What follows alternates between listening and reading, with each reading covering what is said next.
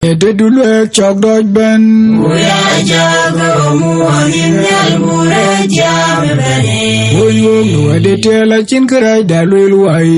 Anjir dora lewi wa Changatye kwenye uwalangi Jamtanya la jere Kode konya nambi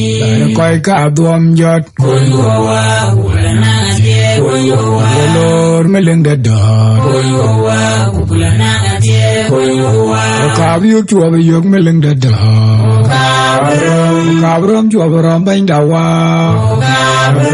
Odi de ban ya magade de chok ting Agada dogani meya Mabatin wenyi wadye Tautan wakinja Lune mele kabala yote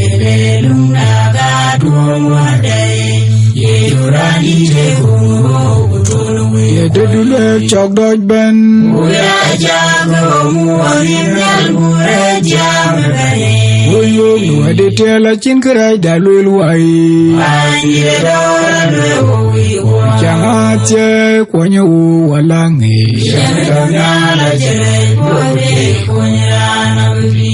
Koi ka duam jot Kungowa Kulana ate Kungowa Lor meleng dadar Kungowa Kulana ate Kungowa Kabiyo chua biyok meleng dadar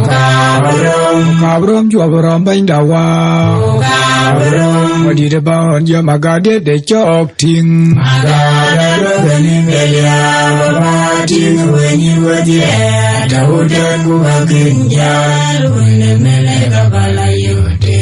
Lundaga tuwamadai Yedurani te kungo